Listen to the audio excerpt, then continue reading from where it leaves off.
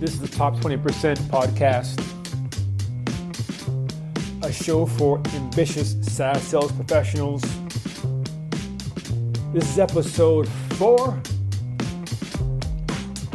Let's get it started. How you doing, everybody? This is Ian Agard. I'm your host of the Top 20% podcast, a show for ambitious SaaS sales professionals. We'll learn actionable advice to help you become a top 10% revenue producer in your respective company. Those who don't know me, like I said, my name is Ian Agard. I'm the host of this show. I work as a SaaS sales account representative at a SaaS company. And I created this podcast to document and share my sales career journey with other sales professionals like yourself. Now, with each episode, I always promise 2 things. The first thing is that each episode will be 10 minutes or less. I promise that because I respect your time. Number 2, I also promise you that you'll learn at least one actionable advice that you can immediately apply into your sales career that will produce positive results for you. Okay, let's get it started. So I'm pretty excited. This is episode 4.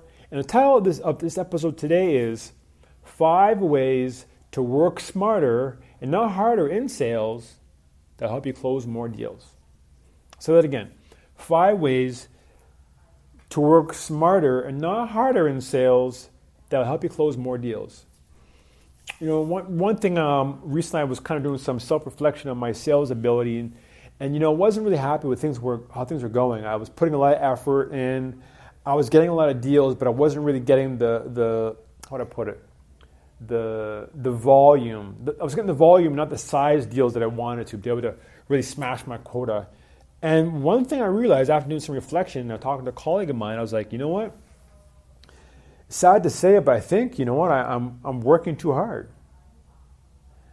Now, let me break this down. I mean, I'm not saying that I'm like, I'm like, I should be lazy and just kind of let things come to me.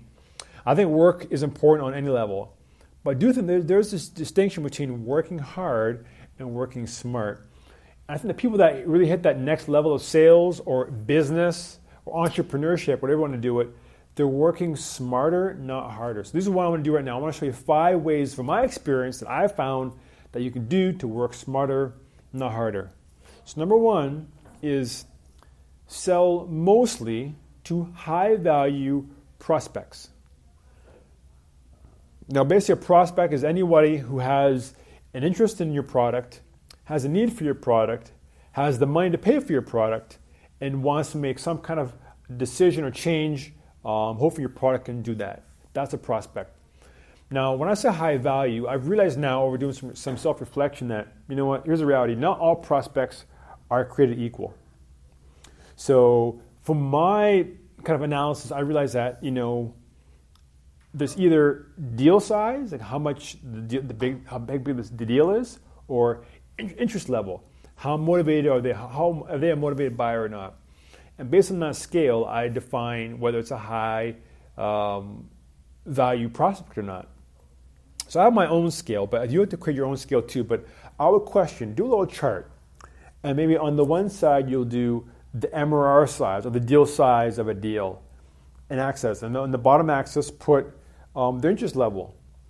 And I would challenge you to kind of really focus on what deals are the highest value, based on the size of the deal and the interest level. So, for example, in my company and where I work, I should do MRR. So typically, a big MRR deal would be something $500 or more. And a low MRR for me would be about $125 or less. So for me, if a person had an MRR, the deal was the size, like a small, like a one-user firm for what I sell, and they had really low interest level, they're kind of saying, yeah, we want to buy, we'll get back to you.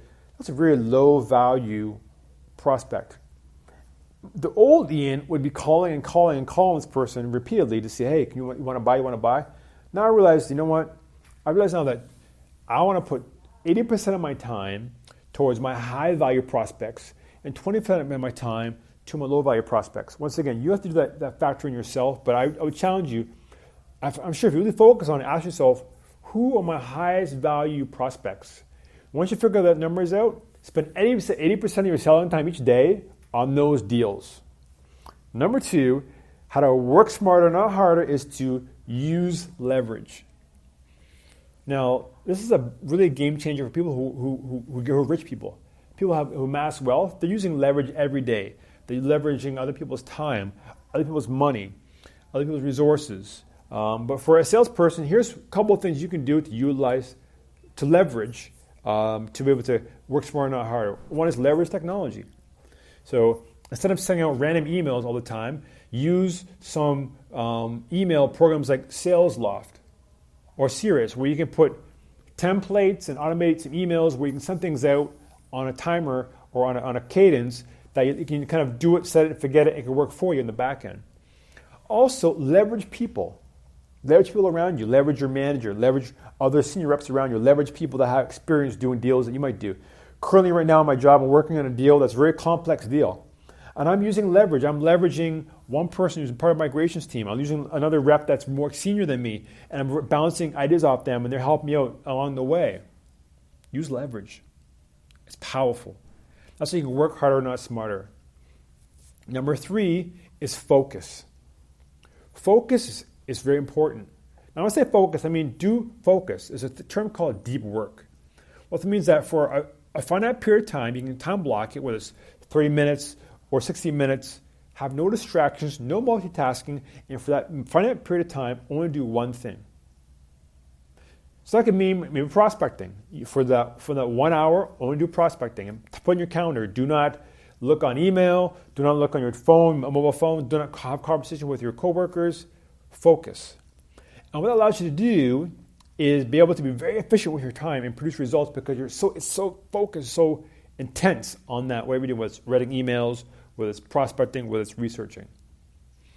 Number 4 is only sell to qualified buyers. Only sell to qualified buyers.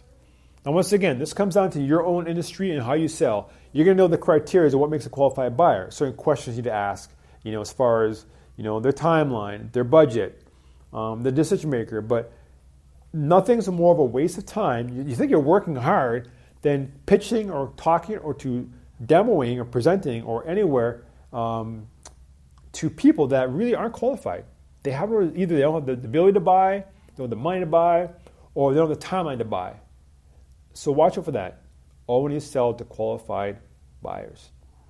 And lastly, how to work smarter, not harder, is use creativity. Be creative. I'll give you an example. If you're trying something and it's not working, don't try harder. Try something, do something different. I'll give you an example. I was working on this deal, and basically it was a done deal. All I needed to do was get the decision makers on the line, on the phone, and close the deal. I called them. They wouldn't pick up the phone. I emailed them. They wouldn't email back to me. 2 weeks straight, they would not get back to me. So instead of just working harder and dialing more, I said, you know what?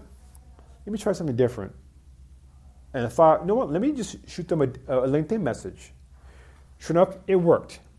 I sent them a LinkedIn message. They got back to me. They said, call me this time. We closed the deal. And that was it. So you know what? I just want to keep it high level, keep it simple, under 10 minutes. 5 ways you can ways to work smarter, not harder, in sales to close more deals.